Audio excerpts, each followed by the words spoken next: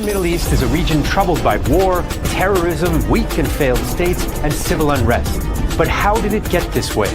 The map of today's Middle East was mostly drawn after the First World War, the war that planted many of the seeds of conflict that still plague Israel, Palestine, Iraq, Syria, and even Iran today. Good morning. Happy Saturday for all of you, except maybe the ones that are 49er fans like myself. Not so happy today. Great season. Thanks for what you guys did. The Middle East in 30 minutes-ish. The date is January 18th, 2026. And I'm going to bring on my co-host right now in just a second. We're going to kind of put a bow on where things kind of finished last week with Venezuela and some of the stuff here in our hemisphere. And then we'll transition into the Middle East. And as we kind of hint towards what we're going to talk about here in the first part of the show, you're going to be like, I need to know more. And Ghost is going to tell you exactly where you can find that more right now when I bring them on the screen. Thanks for joining me on a very heartbroken Sunday, brother. yeah, man. two field goals is tough after that season. But like I said before we went live, I'm kind of shocked the Niners made it as far as they did. So is what it is. Indeed. So last week, we kind of tapped into Venezuela. And part of that reason being because it just seems like a lot of the hemispheres have this like interconnection in some form or fashion of where, well, yeah, we're focused on here, but this guy's talking with Qatar and this guy's talking with Israel or Jordan or Syria. It just seems like everything has some type of connection. And as you're kind of prepping me for a show that you're going to be doing tonight with Burning Bright, I was just like, yeah, I've been trying to communicate this message to people through the lens of military strategy and law enforcement strategy. Didn't find all the data points that you'll be sharing later tonight, but what I wanted to say to kind of set you up to take this over here is before you go into any major conflict, any war, any battle, one of the first two things you try to attack before that battle starts or at the very beginning of that battle is the financial structure and the logistical infrastructure of your enemy, because this is what's going to, help you. This is what's going to give you the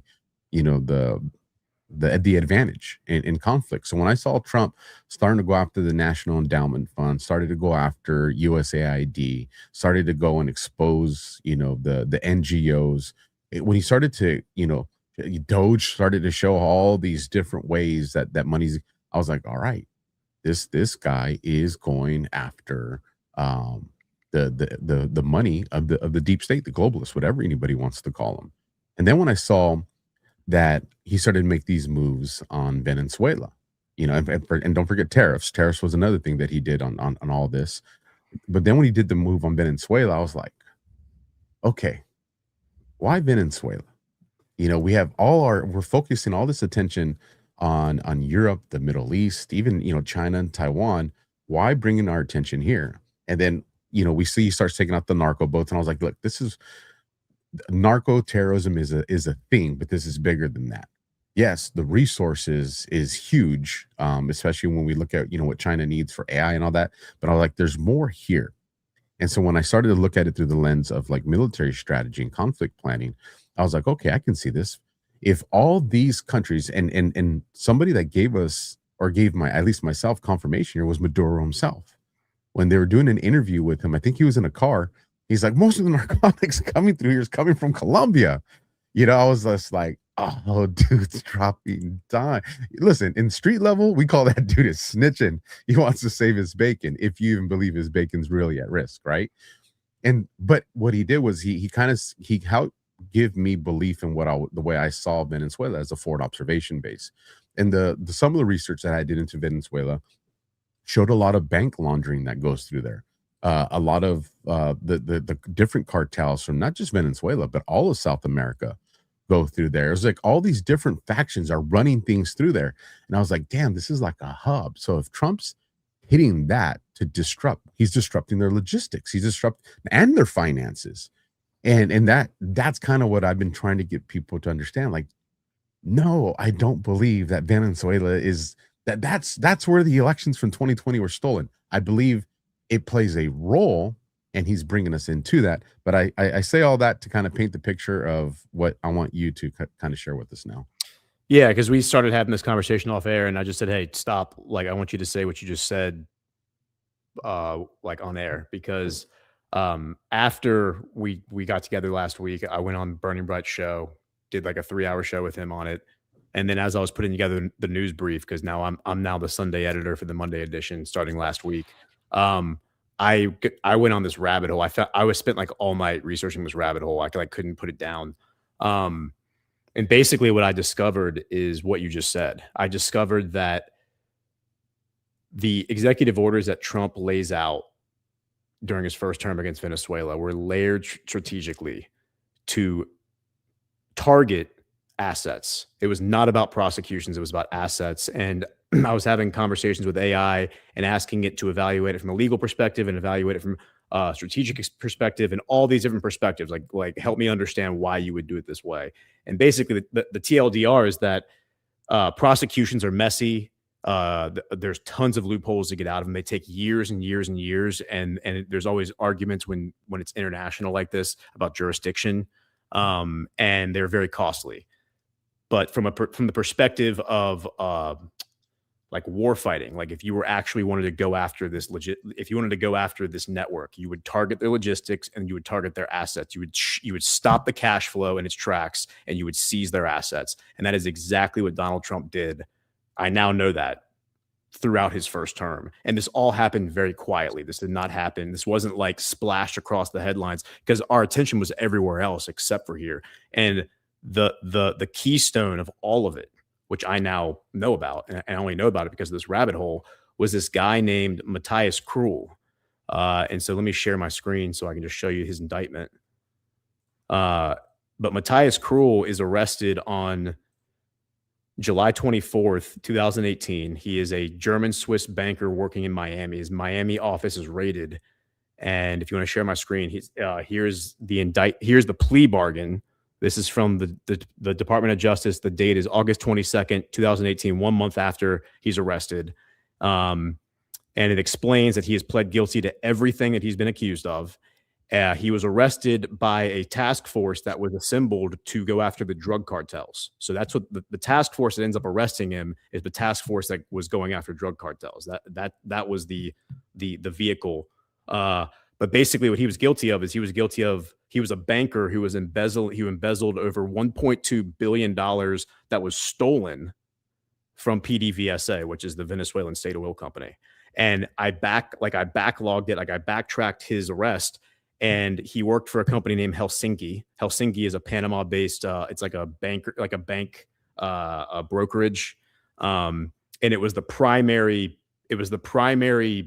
defendant in that lawsuit I told you about that Maduro files in March of 2018 using that really famous lawyer, David Boyce from America. He files in Southern Florida, the District of Southern Florida, against 42 oil executives. He also files in Geneva, Switzerland. Days after he files, David Boyce tips off the Swiss authorities about this. The Swiss authorities go and raid the Helsinki office because all these companies have offices in Geneva. They raid the office. They take all the computers. And then 4 months later, July 24th, the authorities in America, the DOJ, raids the Helsinki office in Miami and arrests this guy, Matthias Krull. And Krull agrees to cooperate fully. And in exchange, he gets his sentence reduced from 10 years to 3.5 years, 65%. And that, according to what I've read, that's the greatest reduction in a sentence ever given by a federal judge, at least in Florida.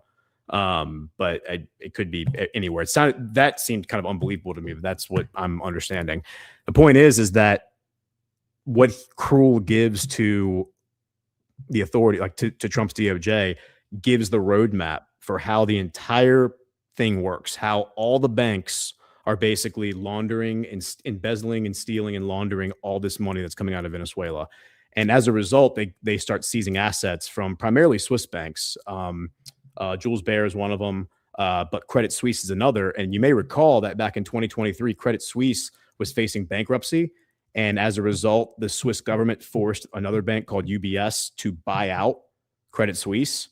And then the Saudis, as a result, the Saudis had just bought 10% of the ownership. They just bought 10% of the stock in Credit Suisse, and as a result, they lost all their money because the company was bought out by another bank. And so the Saudis then went public and said, "Wait a minute, if this is how the Swiss government is going to start to operate, where they're telling their banks, the Swiss banks are always known for being independent of government oversight. If this is how you're going to behave, we're pulling all of our money out of the Swiss financial system." And as a result, many other people started pulling their money out of Swiss banks and the Swiss financial system. And it's funny because the operation to arrest Krul was called Operation Money Flight.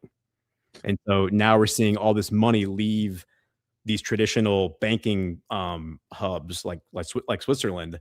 And now, as a result of all of this, Trump put sanctions on Venezuela. And what I know now is that what the sanctions did is they paused the litigation of the civil suit. The judge dismisses the case that Maduro brought in 2019 because of the sanctions that Trump put on Venezuela. That was the argument presented by the defense.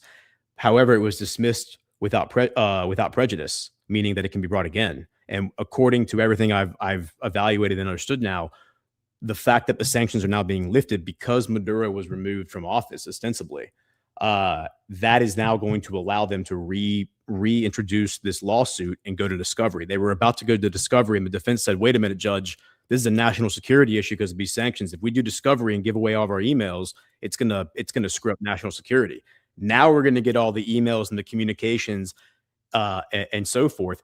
On top of that, we're also going to get the resumption of money flow. Money is going to start flowing now because Venezuela is now selling oil legally now.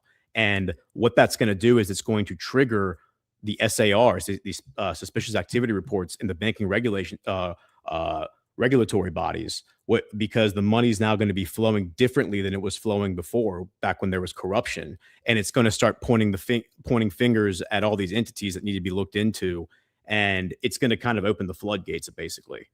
And to kind of bring that to put some proof behind that, here is an executive order that Trump signed 9 days ago called Safeguarding Venezuelan Oil Revenue for the Good of the American People and Venezuelan People.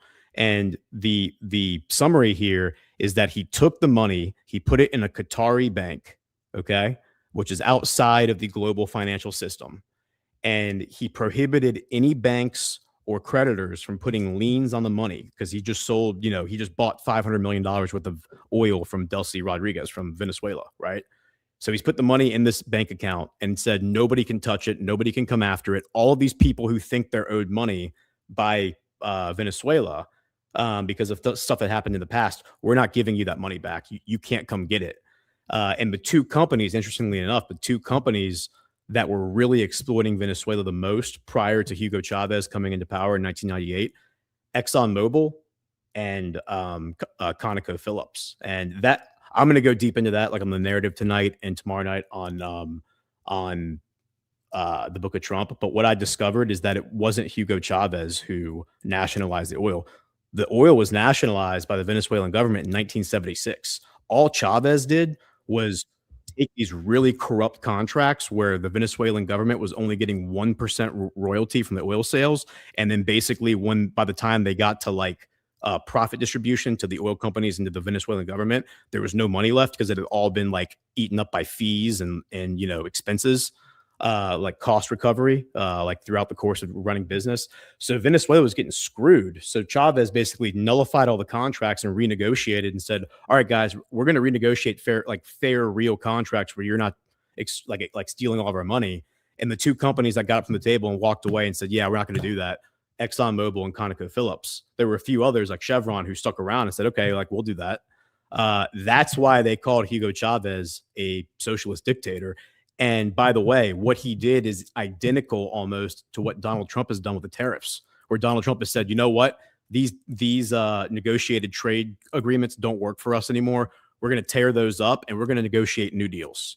That's exactly what Hugo Chavez did. And they called him a dictator, and they're calling Trump a dictator now too. 30 years from now, they're going to accuse Trump of being a socialist dictator because he tore up all the trade agreements, negotiated new trade agreements, and corporations lost billions of dollars as a result. And they're going to call him a socialist dictator because of that. It's basically the same story. It's amazing. But it's fire. Yeah, it's fire. And this is the proof right here. The fact that he is putting this money outside of the banking system. And now you have Mark Carney, who, if you're familiar with Matt Arrett, my Canadian co-host on Breaking History, he made a documentary like a year ago about Mark Carney and talked about how this guy is the king of all central bankers. You talk about the Rothschild London banking system. He was the head of the London central bank. He was the head of the Canadian central bank. This guy is about as high up as it goes when it comes to banking executives in the central banking Rothschild system. And he did a speech the other day where he talked about the New World Order, but he talked about reintroducing all of these regulatory bodies that Trump pulled out of, like NAFTA, the PPT, or TTP, the TPP, whatever, the Trans-Pacific Partnership. He also talked about expanding the global banking system to bring in new networks and make sure that we install new central banks in new locations. He's talking about the Qatari banking system that now operates outside of their system. He's also talking about introducing a Rothschild central bank in Venezuela and Iran, which are two of the countries that don't have one right now. They have their own central banking system outside of the Rothschild London global banking system. So that's what this is all actually about. And Trump is using the whole Venezuela narrative to trap the bankers basically and go after all of them. That's what I think is about to happen. It's amazing. The two companies, by the way, that Trump, let me pull this up, that Trump humiliated last week.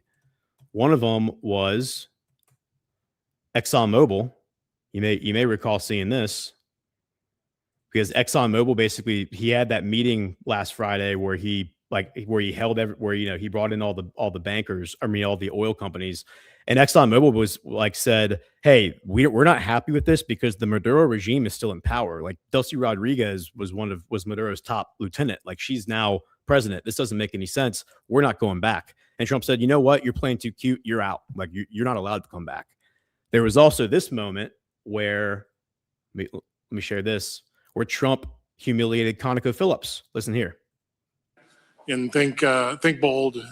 There's an opportunity to be quick, fast, and restore the quality of what's happened in Venezuela or what's been lost in Venezuela over the course of the last 25 years. So thank you for this opportunity. Well, thank you very much. And you'll get a lot of your money back. We're going to start with an even plate, though. We're not going to look at what people lost in the past because that was their fault. That was a different president. You're going to make a lot of money, but we're not going to go back.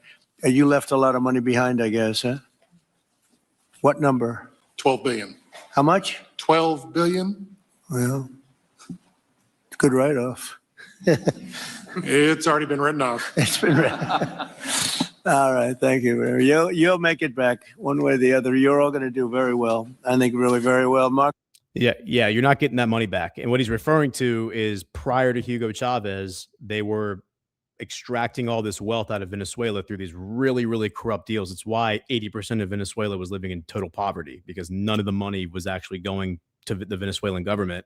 And again, the corruption was twofold. It was not only the oil oligarchs, it was also corrupt Venezuelan officials. It's why Hugo Chavez launched a coup in 1992, which failed.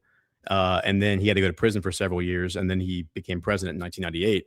But ConocoPhillips, the guy who was just talking, that was one of the companies that refused to negotiate with Hugo Chavez, and as a result, were kicked out of the country. So that's what Trump's talking about. He said, we're not going to go back and recover those funds for you. You're not getting that $12 billion back. That's a write-off. And that's what the executive order is saying. It's saying, don't come in and try to put a lien on this bank account because you think you're owed money from 30 years ago. That's in the past. And that's your fault because of bad business practice that you were doing with Venezuela. He legit just put them when Trump does things like that, it's because he wants us to figure out why, so we can learn exactly what you just told us. And I hope people realize that. Sometimes I think we write it off too quick as, oh, he's just trolling. No, there's a deeper play there. He's exposing something that we need to be educated on. So I'm glad you caught it. Yeah. And by the way, Delcy Rodriguez, her background going back to the Hugo Chavez government before Maduro was president, she was an oil executive the entire time. So she knows all these people. She was involved in all this stuff. Like she's probably the best person to be the president of Venezuela right now because she is an expert in the oil and like how PDVSA operates. And the fact that Maduro didn't throw her in prison indicates to me that she wasn't one of the people participating in this fraud scheme, because he threw a lot of people in prison over the past 7 years who were all involved in this. And again, the reason Matthias Krull was arrested was because money was being stolen, embezzled by these corrupt officials inside and outside of Venezuela, and then being laundered by Matthias Krull. And when those assets were gone after by President Trump and others and seized, those assets were given to Venezuela because they rightfully belonged to Venezuela, right? So like Credit Suisse basically went out of business or almost went bankrupt because their assets were being seized by effectively President Trump on behalf of Nicolas Maduro because of a lawsuit he filed in 2018. That's, the summary of it. Now, getting back to like these regime change operations that we're being told about, these are not regime change operations. Like obviously Maduro's government is still in power in Venezuela. We talked about the whole continuity of government thing last week. And then now we look at Iran. Trump rugged the whole Iran thing this week. Like it looked like we were about to go to war with Iran, right? We had Lindsey Graham just giddy, like talking about how he hadn't slept in 5 days because he was so excited about it, right? Before we shift gears to Iran, let me read one of these quick Rumble Studio ones because they're taking care of us right now, and I want to capitalize on that real quick. So let me just bring this down so I can show the barcode. If you're watching on Facebook, YouTube, or X, and you want in on this, you're gonna have to bounce on over to Rumble real quick, folks. It'll be in the live chat and down in the description. Here we go. They can cancel your accounts, freeze your cards, decide what you're allowed to buy, say, or support. Big banks and financial institutions have total control, and they use it. Kind of talked about that right now. That's why financial independence matters more now than ever. Introducing Rumble Wallet, a wallet built for real freedom. With Rumble Wallet, you control your money, not the bank, not a government, and not a tech company. Buy digital assets like Tether, Tether Gold, and Bitcoin in one secure place. No permission, no middleman, no cancel button. And when you want to support creators you actually believe in, you can use the Rumble Wallet app to directly tip connect creators securely, instantly, and without interference. This isn't a credit line they can shut off. It's your wallet permanently. Yours to protect your future, yours to protect your family. When the system fails, when institutions turn on their own people, financial sovereignty is the difference between security and vulnerability. Rumble Wallet isn't about politics. It's about freedom, ownership, and protecting what's yours. So take control today, download Rumble Wallet now, and step away from the big banks for good. True ownership, true protection, and true financial freedom. Again, you guys, if you're watching a different platform, come over to Rumble. It'll be on the live chat, or it'll be down in the description, including the first two links you're going to see, which will be to follow Ghost on X and to get tabs on those Substacks. So with that, let's get into Iran. I'm curious. Yeah, so there's two really big things here. Number one, there's the war that never came to be, right? The color revolution that never came to be, and then there's the Gaza peace board, which kind of just came out of left field. I mean, we were talking, like I was talking about it throughout December because Trump said he wanted it done by the end of December. He wanted it by the new year. He wanted to create phase 2, which was this Gaza peace board. And effectively what phase 2 is of the 20-point plan is the International Stabilization Force, which would be comprised of Muslim soldiers, primarily from Turkey and Egypt. They would go in and replace the IDF as like the security force in Gaza. That's the idea. The IDF leaves Gaza, the ISF comes in, and you have then Arab and Turkish soldiers securing the region and making sure that Hamas or whoever is not using force, violence to take power. So that has been in the works for months now, ever since September when Trump first announced the plan. Netanyahu has been absolutely standing on the table along with the rest of the Israeli diaspora, saying that there's no way Qatar or Turkey can be involved in this. And yet, when Trump announced it, the three main players are now Turkey, Qatar, Egypt, and he just announced Jordan and Pakistan are also going to be on the board as well, with Erdogan serving as like a very, very important position. So with that, and I just looked at the original names that he talked about because I was curious. I was like, what religions are going to be covered through this board? Do you have that information with you? If not, then maybe next week we can. Well, the people who were on the board is initially when the board was announced, it was Steve Wickoff, Jared Kushner, Tony Blair, which is that's a really random one, but Tony Blair, the former British Prime Minister who has Epstein ties. I mean, there's no doubt about that. He's boys with Ehud Barak, who is the political rival of Bibi Netanyahu. I think, and apparently Tony Blair has been all over this whole Palestine or Gaza project for years, even before October 7th happened. So I think a lot of that is just drafting off enemy momentum. I think that's what part of it is. It's also a shot across the bow for Netanyahu because Tony Blair and Netanyahu are not allies. Tony Blair has always been on the opposite side of Netanyahu in every Israeli election. So the fact that Tony Blair was being invited to the White House for the past few months, and Ron Dermer would be at the White House, but he'd be forced to sit outside in the hallway. That would, Ron Dermer is Netanyahu's Dan Scavino. He would be forced to sit outside in the hallway while Tony Blair and Kushner and Steve Wickoff and Trump were talking. And then at the end, Trump would be like, all right, bring Dermer in. We want to hear his opinion. But he wasn't allowed to sit in during the main meeting. That was what was being reported.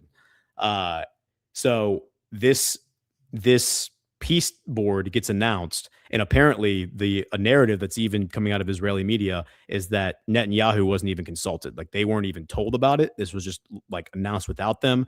Here is the Jerusalem Post talking about how it says Turkey and Qatar got Gaza because Israel refused to make a plan.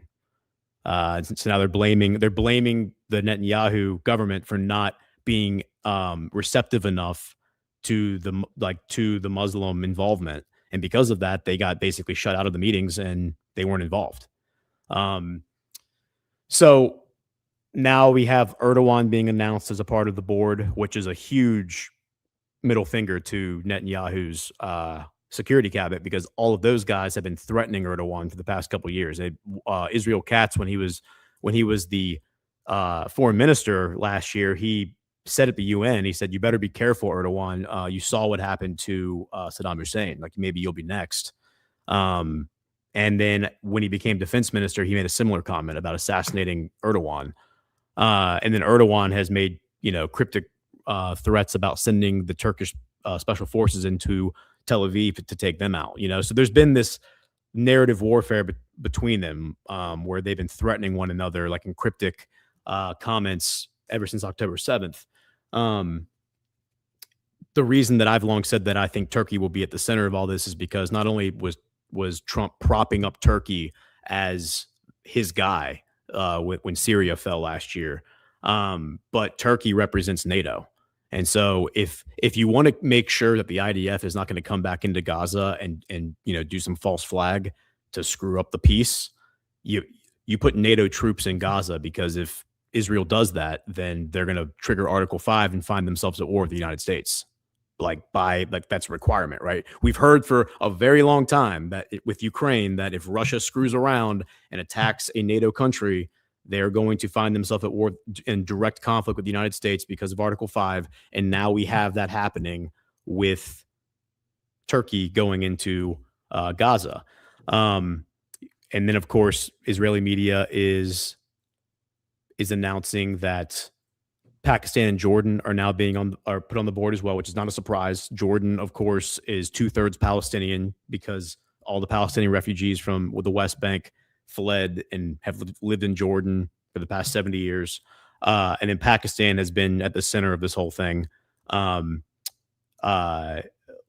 the beginning. And back when they did that, they did the signing in Egypt, I think it was in September, where Trump went and he got up and he spoke. And then this guy who you're seeing this picture of right here, he got up and spoke. This is actually, it was October 13th. That was Sharm el-Sheikh when they had that meeting. This guy got up and spoke and basically started crying when he was talking about how important Trump is and what he's doing right now. And this is the prime minister of Pakistan. And he was talking about how much he loves Trump and how great Trump has been. What's interesting about that is you'll recall that September 9th, the day before Charlie Kirk was assassinated, Israel launched a missile into Doha remember, tried to kill the Hamas leadership. That's Oh, Qatar. yes. And he made him apologize for it. Yeah, and then Trump made Netanyahu apologize, and then Trump signed a security deal with Qatar that said if you attack Qatar, you have attacked the United States. It was like an Article 5 kind of deal. Well, then Saudi Arabia then signs a similar deal with Pakistan and says the same thing. If anyone who attacks Saudi Arabia has attacked Pakistan, anyone who's attacked Pakistan has attacked Saudi Arabia. Now, what makes Pakistan unique among all the other countries in the world is that they are the only Muslim majority country that has nuclear weapons, which is why that conflict up in Kashmir between Pakistan and India was such a big deal, because of all the conflicts that Trump was resolving over the past year. The one that involved two nuclear powers was that one. India and Pakistan are both nuclear powers, and they're both, ancient enemies. So that's why it was so important for Trump to snuff that out real quick. What's interesting is that this past week, we also get an announcement that Turkey is joining this alliance now. Let me see if I can pull that up. Turkey's now joining the Turkey, Saudi, Pakistan. Turkey's now joining right here. Well, Turkey said very likely to join Saudi Arabia, Pakistan Mutual Defense Pact. This is January 11th. So it says Riyadh's deal with nuclear-armed Islamabad was signed after Israel's bot strike on Hamas and Qatar, which sparked alarm in Gulf nations. Turkey has also hosted the terror group. Turkey is in advanced talks to join the Mutual Defense Pact that Saudi Arabia and Pakistan reached in September, Bloomberg reported Friday, citing people familiar with the matter who spoke on condition of anonymity. Now the reports out there, the rumors out there is that Azerbaijan is now talking about joining, but before they join, they would basically denounce Israel. I don't know if that's going to happen. That seems like kind of a bridge too far, but if that happened, that would be a major development, because Azerbaijan and Israel have been historic partners. And Azerbaijan is actually where Israel launched that. Remember when Israel was bombing Iran back in the summer? They were launching the drones from Azerbaijan and coming in from the north across the water. And that's how they were hitting Tehran. They weren't coming up through Iraq. They were coming up from the north from Azerbaijan. So if Azerbaijan joins this, that would be a really big deal. But it's obviously a pincer move against Israel for Saudi Arabia and Turkey, who right now, aside from Iran, kind of represent the two narrative turds in the punch bowl, so to speak, from Israel's perspective of peace in the Middle East. Because Saudi normalization, that's what everyone's been talking about, Saudi normalizing with Israel. But obviously the other one is Turkey, because Turkey, as I said, Erdogan has been threatening Netanyahu. Netanyahu's been threatening Erdogan. And for those who are tracking this, while Iran has one of the most powerful militaries in the world, United States, Russia, China, Iran, those are kind of the four. Turkey actually has the largest military in the Middle East and the second largest military in NATO. They have a larger military than any European country.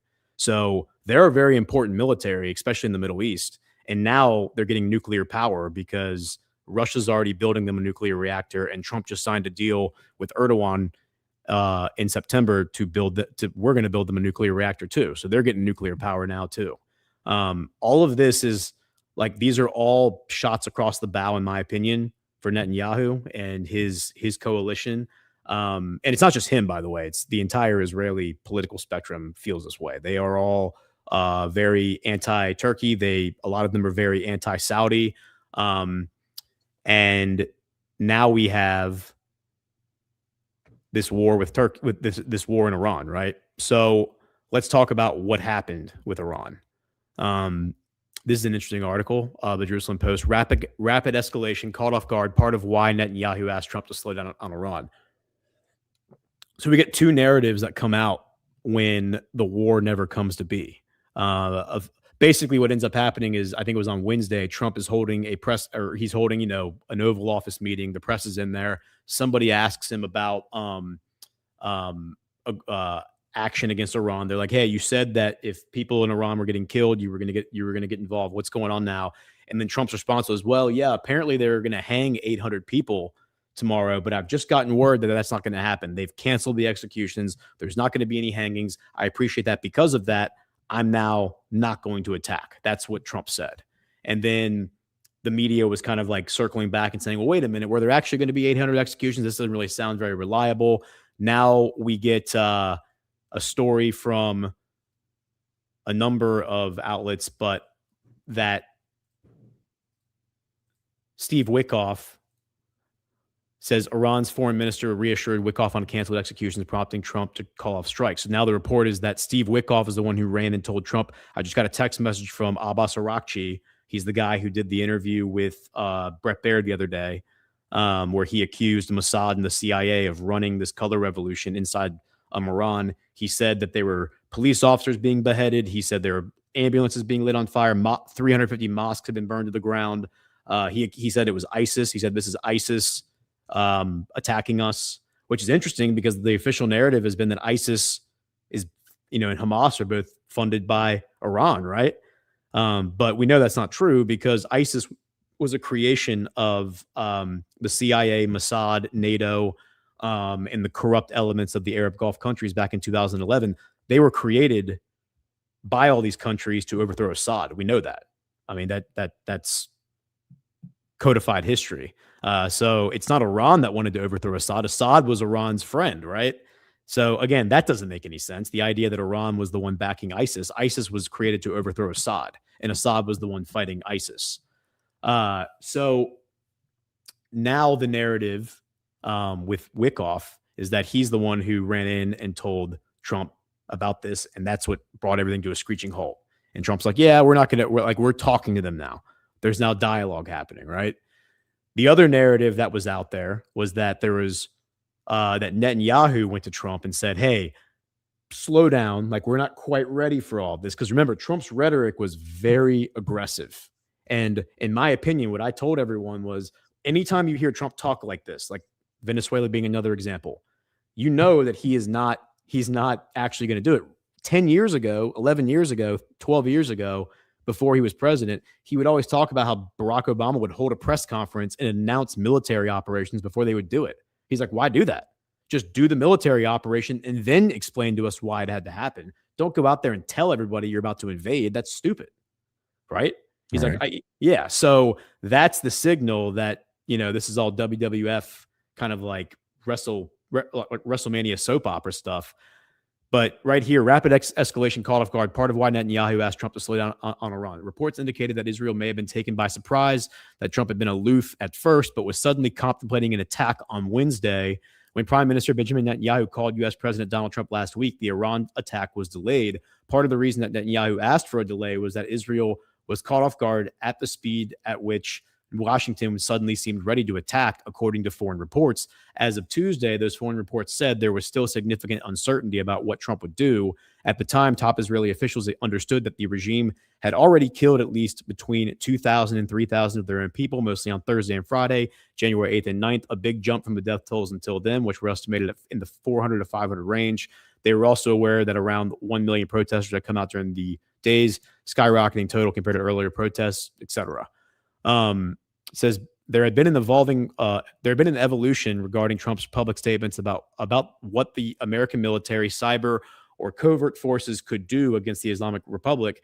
And there was also a much discussed Netanyahu and Trump phone call last week. But after all that, the Israeli officials had not expected that Trump would thrust forward an attack as early as Wednesday without additional coordination. Meanwhile, a full gamut of American naval and air forces had moved, placed in the region as they were during the prior 3 rounds of fighting between Israel and Iran between 2024 and 2025.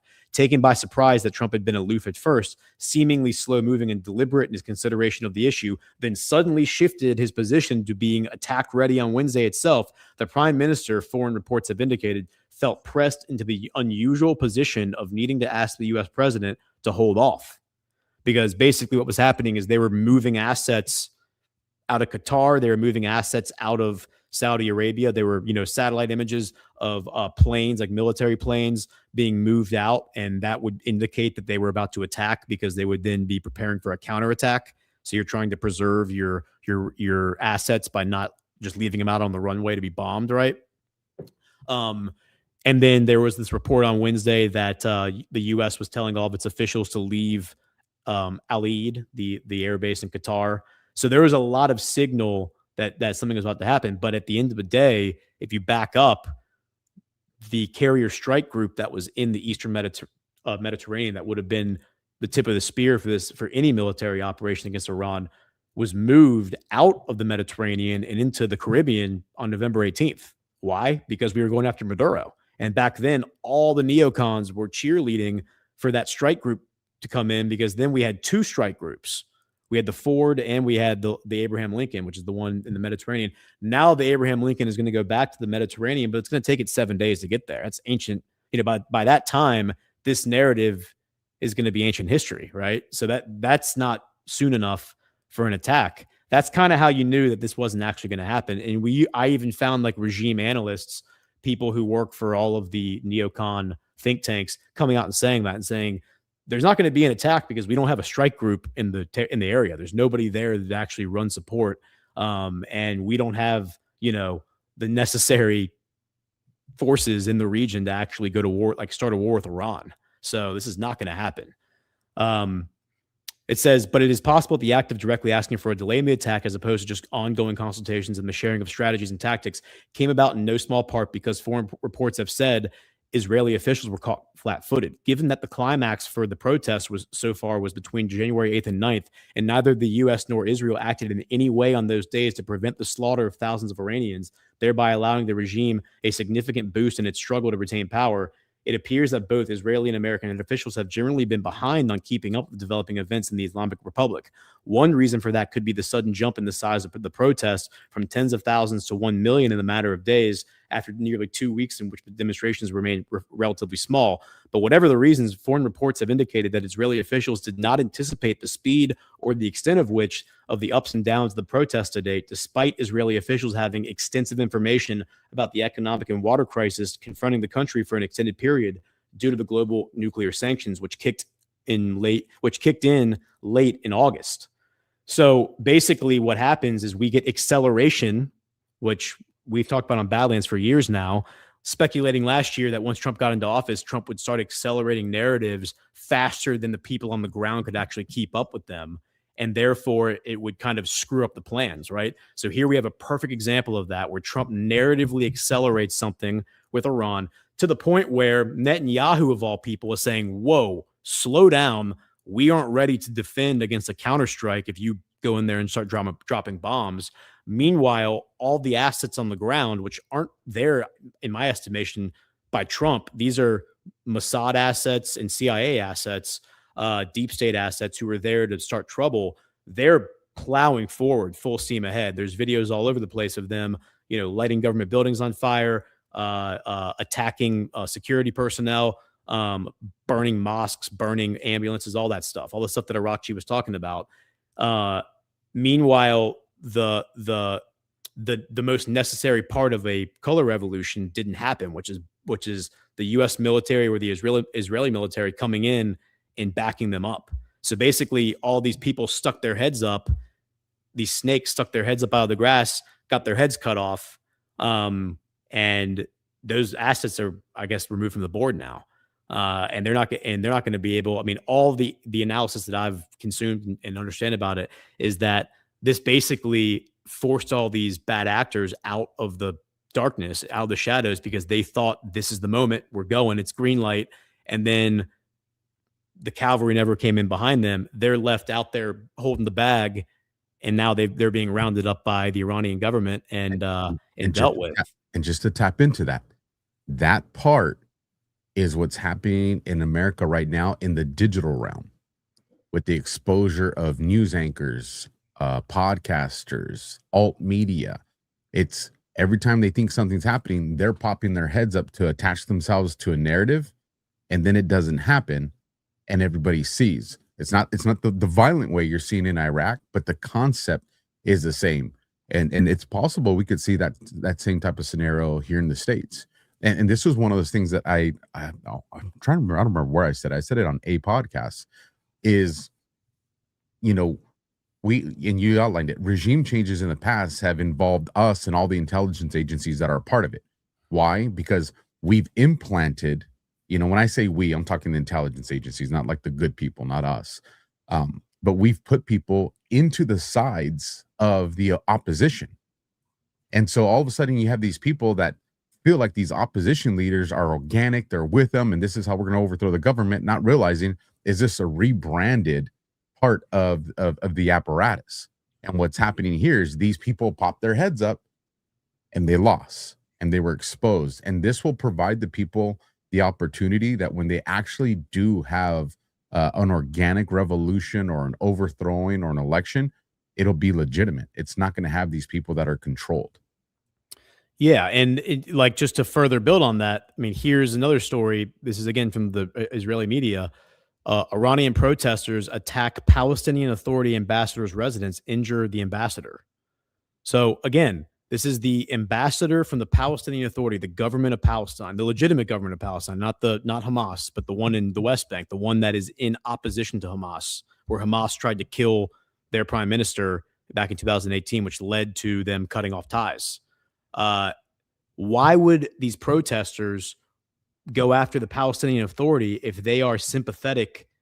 Like, again, you see what I'm saying? It's like, this doesn't make any sense. It would make sense if they were Mossad operatives, that they would go in and try to kill the Palestinian Authority ambassador. But if these are earnest protesters who are seeking, their sovereignty and reclaiming their, control of their government, why would they bother going after a foreign government's ambassador, especially the one ambassador who is like in opposition to Israel, right? I mean, that doesn't make any sense at all. And yet here it is. So, I mean, that almost feels like a, what's it called? Libya situation, right? Benghazi. It's almost like a Benghazi situation. And then, of course, we have all options are still on the table. The Israeli officials believe that a U.S. strike is still on the table. It reports here, this is from today. It reports that the Abraham Lincoln Carrier Strike Group has reached the Straits of Malacca, and I'll show you where that is. So they were in Panama. They were in the Caribbean Sea. They crossed the Panama Canal, and now they're in the Straits of Malacca, which is right here between Malaysia and Indonesia. It's one of the three choke points in maritime trade. You have the Panama Canal, you have the Suez Canal, which is Egypt, and then you have the Straits of Malacca. 35% of all maritime trade runs through this body of water. If you want to access the entire Southeast Asia market, you have to go through this strait. There's no other way to get in there except between these two islands. So now they're going to come up through the Bay of Bengal and into the Indian Ocean, and that'll bring them into the Gulf of Oman and the Persian Gulf. That's control of logistics, man. Yeah, I mean, they're not going to come up to the Persian Gulf because that's right on Iran, but they'll probably I would imagine they'll sit out here somewhere in the Arabian Sea. But anyway, that's where we are. Like, the threat is still looming, so there's still going to be like narrative escalation. There's still going to be people out there saying, let's go, let's go, let's go, let's go. But it's going to be a rug pull. I mean, I can tell you right now, it's going to be a rug pull. And one of the really interesting elements, Alpha, is this. So here's Lindsey Graham just met my good friend David Barnea, the director of Mossad. Wow, these people are so clever. God bless America. God bless Israel. This is from this morning, 11 o'clock. This is from like 4 hours ago. I've been talking about this for a couple of days because David Barnea, this was announced by Israeli media that he was leaving Israel, coming to Washington to meet with all the U.S. officials about the Iran situation. David Barnea was appointed in 2022 when Yossi Cohen, the former Mossad director, who was the heir apparent to replace Netanyahu, he was like his personal, like he was the guy that Netanyahu was grooming to become the prime minister of Israel. The James Bond of Israel is what they call him. Good looking guy, suave, like all that kind of stuff. But he was caught sneaking around in 2019, the DR Congo 3 times trying to overthrow their government. And then that was reported publicly in 2022. And he's banned for life from the DR Congo as a result. And as a result of that reporting, he had to resign. And then this guy gets elevated to the directorship. Prior to the directorship, he was the point man for the Soleimani file. In fact, you'll recall that it was January 3rd, 2020. Remember, January 3rd, 2026 is when they took Maduro, right, from Venezuela. January 3rd, 2020 is when we launched the attack that killed Soleimani. Okay. January 2nd, the night before, the White House gets a phone call from Tel Aviv. And on the other end is David Barnea. And David Barnea says, hey, we really appreciate everything you've done to help us get this guy, but we actually are not going to follow through. We're not going to fire the missile. we're out. We don't want to kill him. And Trump said, what do you mean you don't want to kill him? Because the plan was Israel was going to launch the missile. The U.S. military was backing them, right? They were providing the intelligence, all that stuff. And then Dan Kane says to Trump, sir, if you still want to go, we can do the operation ourselves. This is the way Trump tells it. And Trump says, do it. And so we launched the missile and we took out Soleimani. My interpretation of that is that Soleimani was a Mossad asset and David Barnea was his handler. And they didn't want to take him out because his job was basically to run all the proxies. When Obama did the Iran nuclear deal wasn't even really about nuclear. It was about laundering money through the central banks of Iran, sending pallets of cash. Trump said the other day they had to empty every bank in Virginia and Maryland to get all the cash together to put it on those planes and fly it over in the middle of the night to Iran. Well, why would you do that?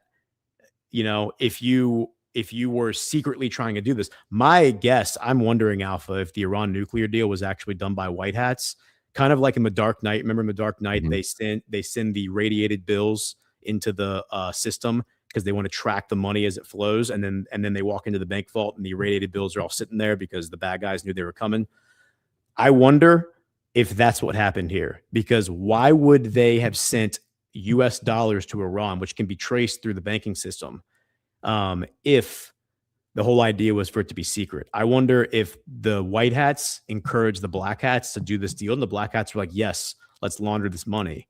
And then they actually were tracking it the whole time, because what ends up happening is that in August of 2018, when Trump's in office, the governor of the Central Bank of Iran, which again is outside of the Rothschild banking system, is arrested, along with a number of other central bankers are arrested by the Iranian government. And that guy, the governor of the central bank, is the nephew of the current foreign minister, Arakchi, the guy I just mentioned. That's his uncle, who just got installed like in the past year after Raisi was killed in that helicopter crash. The whole thing is very weird. I don't know really what to make. I don't know what to make of it all. But the point is that David Barnea was the guy who calls Trump and says, we're out on Soleimani. And this was Trump's response. Well, before you go to that part, let me say something to that, because especially with General Kane, because he is a military mastermind, if not the best, one of the top three, like in the history of wars and strategy. That's General Raising Kane. Yeah. Well, and I'm listening to you explain this story of, this guy making that call, hey, and we're not going to do it. And I agree completely. He's probably the handler. Soleimani was probably handling proxies. I'm on board with that. When Raising Kane makes the suggestion to Trump, we can still do this mission, he would never do that off the cuff to say, hey, we can put something together. We can do this. We can handle it on our own. That's not how he operates, bro. That means that operation was already fully planned out to happen from the U.S. That phone call is, for those of you guys that watched the movie, I think it was a White House Down or Fallen White House. At the end, when he calls the phone and the dude has the pager and it goes off and it's just like, yeah, we caught you. That was them ousting themselves that was their guy. That whole operation was by Trump and was by Raising Kane to show we're right.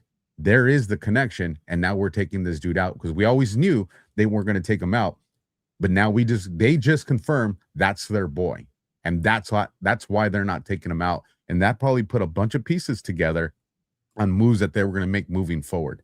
I have no doubt that if for them to already had a mission planned to do it on our own, means they knew that there was something there and they were waiting for the confirmation on it. And when he said, yeah, we're not going to do it, that was their confirmation.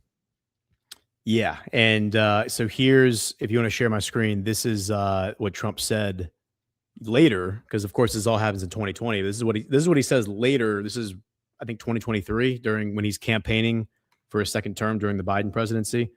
Here's what he says about that situation.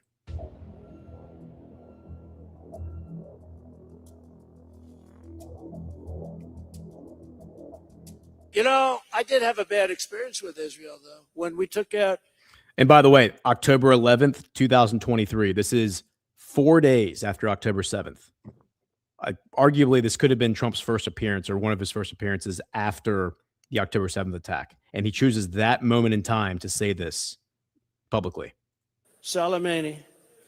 It was us in Israel working as a group, and we knew where he was. We knew how he was coming in. We knew the plane. We knew everything.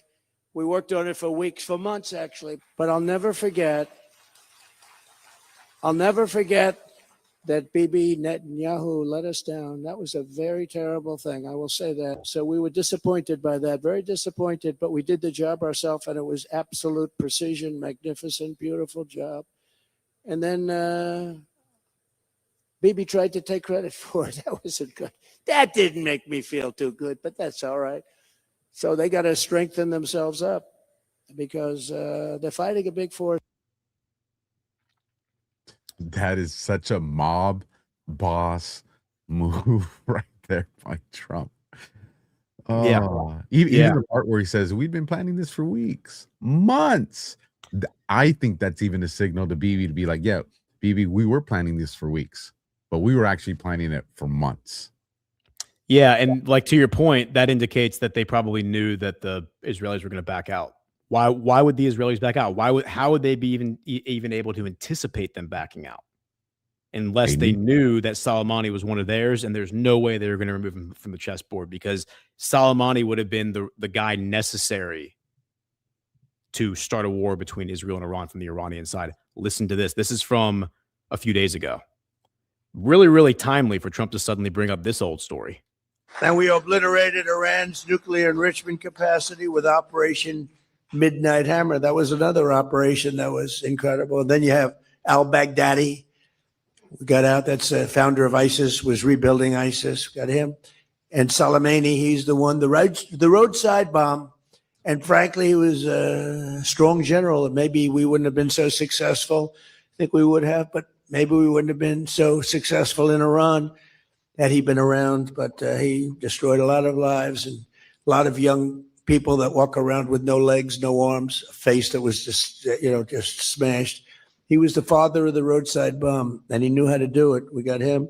And yeah. So Trump just said a few days ago, we took out Soleimani, and he was a really strong general. And had we not taken him out, maybe the situation with Iran would have gone down very differently. Like maybe they would have been way more aggressive in their responses, because anyone who's been analyzing the back and forth between Iran and Israel over the past few years, Iran's had every opportunity, every excuse to just carpet bomb Israel with hypersonic missiles, and has chosen not to. Instead, they fire some random missile into the desert to save face. And Trump even talked about them saving face after Soleimani. Like that, there's a clip of that as well. So yeah, that's what I'm looking at. I mean, right now there's like Trump's rhetoric about the Ayatollah being like he needs to step down. It's time for a new government. And look, I mean, the Ayatollah was installed by MI6 and Mossad in 1979. He was literally flown in on a plane from Paris. He was living in Paris, and on the plane they had, I think it was CNN or some MSM outlet was interviewing him on the plane. Like, how does it feel to be the new leader of Iran? Like, he was installed by the apparatus, by the regime meaning like the globalist unipolar regime installed him. So him being, he's dead now, but his predecessor or his successor rather, Khomeini, is now in power.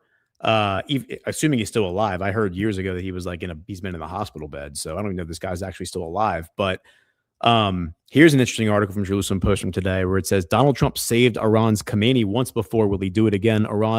Trump claims to have called off strikes on Iran's supreme leader back in June 2025. Now the protesters in Iran hang in the balance as he appears to give Khomeini another lifeline. And it goes on to explain that, here's Trump's post. It says, in June, after the 12-day war, Trump wrote on True Social, why would the so-called supreme leader Ayatollah Ali Khamenei of the war-torn country of Iran say so blatantly and foolishly that he won the war with Israel when he knows his statement is a lie? It is not so. As a man of great faith, he is not supposed to lie. His country was decimated. His 3 evil nuclear sites were obliterated, and I knew exactly where he was sheltered and would not let Israel or the U.S. armed forces, by far the greatest and most powerful in the world, terminate his life.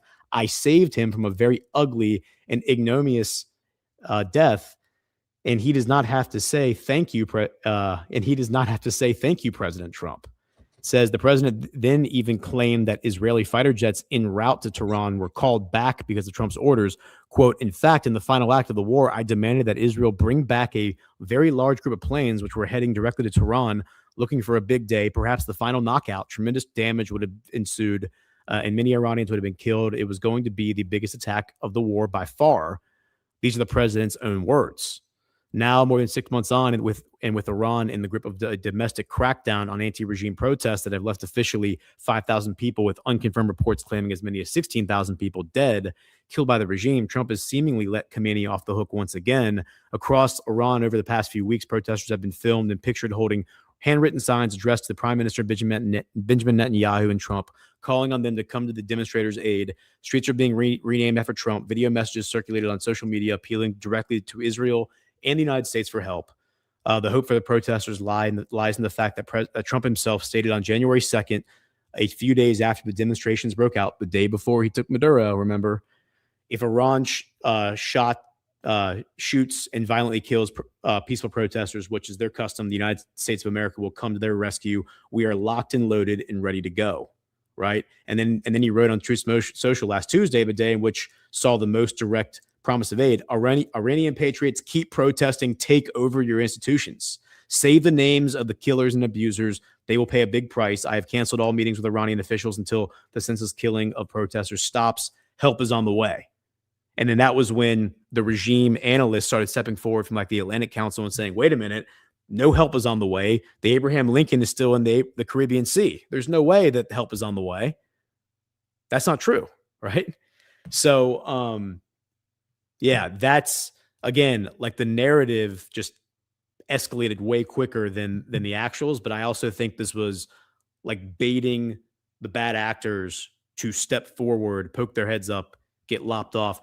Who knows what's actually going to happen in Iran, but it seems to me that there is coordination happening on some level already. And to what extent the government in Iran right now is legitimate or acts in the interest of its own people, I couldn't possibly know that. I don't live there.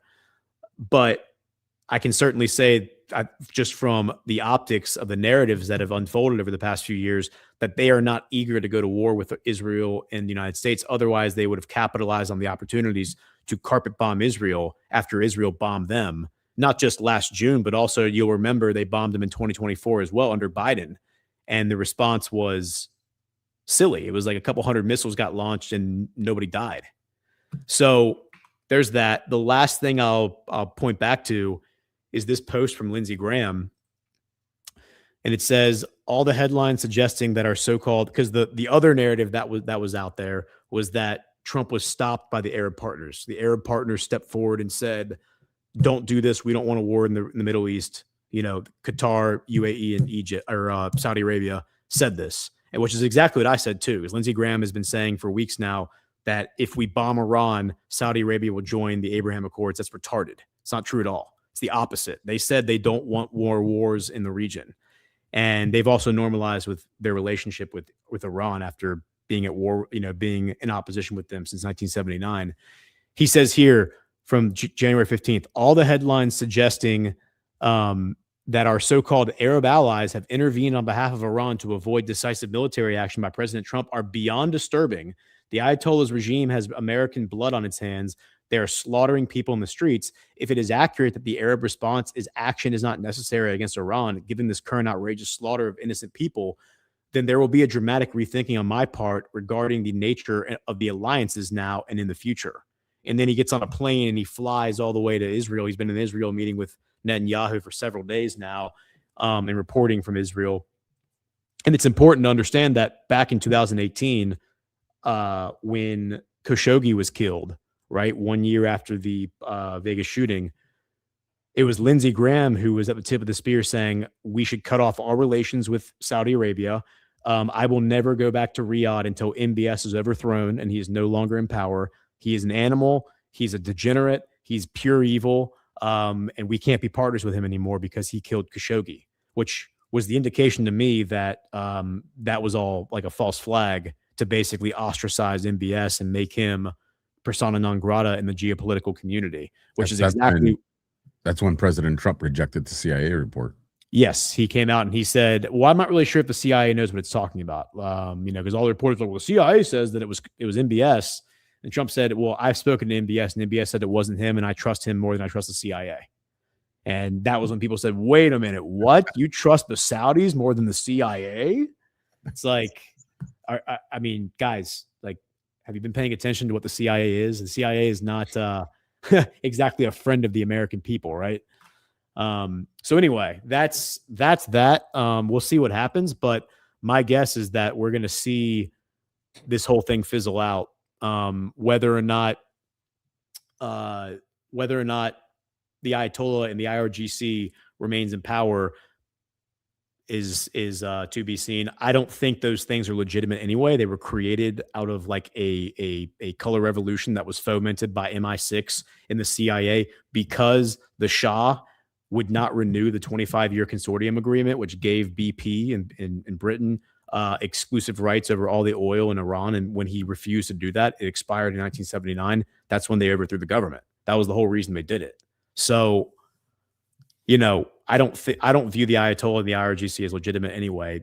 If they are no longer in power, that's probably for the best.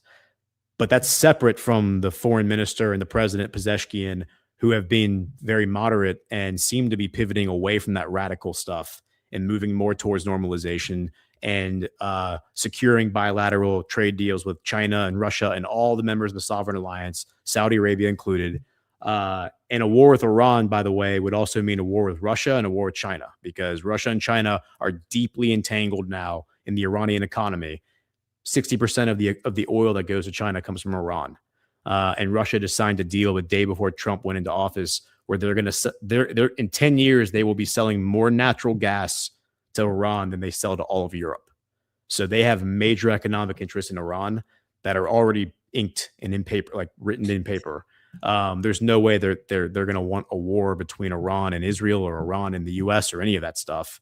And yet that's exactly what's being fomented now by the deep state. And Trump is ahead of them. If you joined the show late, folks, you're going to want to go back and watch the beginning of it. Trust me, it'll be absolutely worth it. Let me do the Rumble rant and get an ad in here, and then I want you to let everybody know where they can find you tonight. So shout out to Seth Mudson, $100. Drop that C note with a thumbs up. So thank you for that. And then again, if you showed up late, you missed a version of this one. So I'll be doing the second one that Rumble's provided for us, because this is a big deal, especially for us as creators, folks, when it comes to Rumble Wallet. If you don't know where I'm going with this, they can freeze your accounts, shut off your cards, lock you out of your own money overnight. Banks don't protect you, they control you. I know this. They did it to me in 2021, folks. That's why real financial freedom starts with ownership. Introducing Rumble Wallet, a non-custodial wallet built for people who refuse to give up control. With Rumble Wallet, you don't just buy digital currency like Bitcoin and Tether. You can own Tether Gold, real gold on the blockchain. Through Tether Gold, you get direct ownership of physical gold bars, each one fully allocated, verifiable by serial number, purity, and weight. This isn't paper gold. This isn't an IOU. This is real gold without bank vaults, storage fees, or gatekeepers. You can buy, sell, or move it 24 hours a day, 7 days a week, even when traditional gold markets are closed. And if you want, Tether Gold can be redeemed for physical gold. That's power. And when you support creators on Rumble, you can tip them directly using Rumble Wallet, peer-to-peer and outside the banking system. No permissions, no middlemen, no cancel button. This wallet is yours forever. And you guys heard that right. Physical gold that's serialized that you can call up and say, I want my gold now. That's powerful.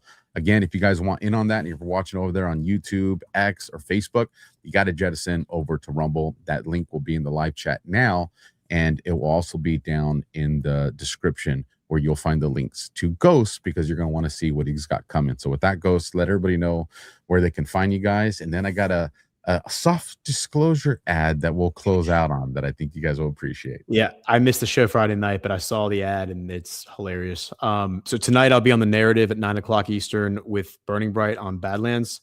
And then tomorrow night I will be doing the Book of Trump, my show, 7:30 p.m. Eastern, and we're going to do part 2 of Hugo Chavez, because last week I did part 1, and it was like an epiphany. I mean, he literally is like Trump of Latin America. Everything we've been told about him seems to be a lie. And so join in, and we'll do part 2, the nationalization of the oil, which actually didn't happen. That happened 20 years before he came into power. And then Delcy Rodriguez, we'll talk about her and her background, because her background is pretty interesting. So that's tomorrow night on Badlands Media. I'm very interested in seeing what you gotta put out there about her. So I'll be watching that. That's at what time Eastern? 7:30 p.m. Eastern. 7:30 p.m. Eastern. Cool. That's 4:30 for me. With that, folks, do us a solid. Whatever platform you're watching on, hit the heart, smash the thumb, leave a comment. And again, soft disclosure. If you guys want to know what goes on goes under these armpits, this is one of those things. We'll catch you guys in the next one. Good night. God bless. Simplify. Later. I am a kung fu master. Why do you not respect me? You want to fight me? I will fight you to your death.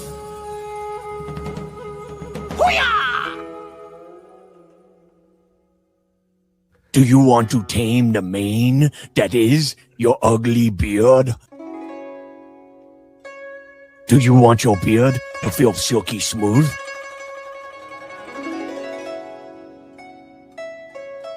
You want to make it illustrious, like my kung fu beard? Then you need soft disclosure, beard oil.